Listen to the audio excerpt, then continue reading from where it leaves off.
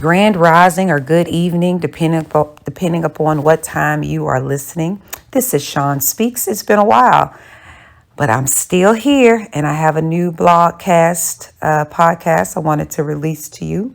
It's called An Urgent Matter, Your Dreams. Live life with a sense of urgency that my dreams are must-haves. Why live my life if I can't live my dreams? Why be frustrated with my own existence when I know my own existence is limited? One day is no day. I got today, and that is it. If I keep putting off for a better day, that day will never come, and my opportunity to live my dreams in this body and in this space and time will be gone. Maybe there is reincarnation. Maybe I will come back again. Maybe there is a heaven for me to dance all day. Maybe I will burn in hell because I don't believe. Or just maybe this life in this body is all I got. I want to start living in the know of the life I do have and not the hope or fear of a life I don't even know exists.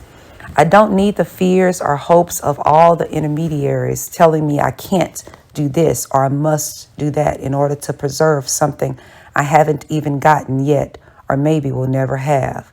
If another life for me does exist, I can figure out all of the do's and the don'ts of that life in that life's time, when or if it happens. But right now, living my dreams in this life I know I have is an urgent matter. Over a week ago, my best friend's parents died within days of each other. Today is the double funeral. I was about to go to the gym to release some energy, but this blog came through me and I wanted to release it. I was just with her sister and her father, helping to write up the mother's funeral program last Friday. The mother was a beautiful, vibrant, full of life person. Her presence made me smile. After the mother's death that week, I left work on that Friday to spend the day with my best friend and her family. After I got into the house, it felt strange not to have her mother greet me. I knew that feeling. I then sat on the steps next to my friend's father in his media room while he was sitting in his theater-style chair watching ESPN. I joked with him saying, "You can watch sports news all day just like my husband." He replied with a sophisticated chuckle, "Yes." I didn't quite recognize the man talking on the television because I'm not that into sports, so I asked, "Who is that?" And he replied, "Oh, that's Stephen A. He's the man. This is his show. That other man is just a guest. Stephen A. is making all the money." I chuckled. Stephen A. getting older, I didn't recognize him in response.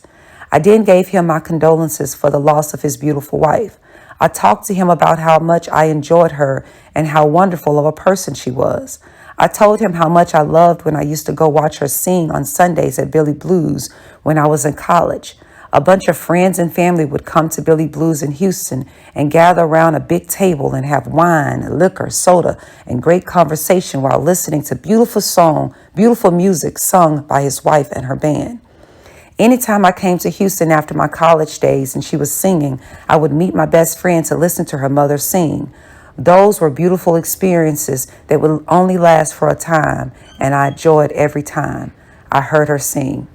I could tell as I talked, his thoughts reminiscently toured those Billy Blues days as he pictured his younger self sitting at the front of the stage with the crowd while his wife was on the stage in her beautiful dress with her beautiful face singing and living her dreams. And in that moment of thought, he was living his too. His eyes watered. He was silent for a moment, and then he said, "Yes, those were the good old days." I sat there watching ESPN for a few more minutes with him, and then my best friend brought her father a hearty breakfast made for two. We joked about how much food she had put on this plate, and he said, "She is just like her mother. I can't eat all of that. I used to tell her mother that too." We all three laughed. I stood up, leaned over, and gave him a hug, told him to enjoy his breakfast. I went back into the kitchen and with the other family and friends. I stayed over there the whole day. I saw her father walk around the house. I saw her father sit at the kitchen table eating Frenchie's chicken. He laughed at us while we were all typing on laptops and iPads, trying to work on his wife's celebration of life program. He commented that we had it together. We chuckled. Who knew that day was my best friend's father's last day of life? That next day, he lay dead on the floor of his bedroom. I was there in the bedroom with my friend while she hugged her dad. She felt her dad was cold. and she knew he liked to be warm, so she had me put socks on his feet. As I placed socks on her dad's feet, I watched her hug him tighter and cry louder. I then got a blanket at her instructions and covered his body. She laid there with her dad. She was a daddy's girl. I could relate. I was one too. I watched as tuxedo-dressed men from the funeral home came into the house and carried his body from the beautiful home into a vehicle. And I knew after that I would never see that body called my best friend's dad again. I kissed his forehead with love and said goodbye. Why live your life if you can't live your dreams? Why be frustrated with your own existence when you know your own existence is limited? You don't have one day to live you, be you, and do you. You have today. It's time we get others out of our head and start living our dreams today. Live life with a sense of urgency that your dreams are must-haves. You must have your must-haves before the scene of your life changes. Ashe.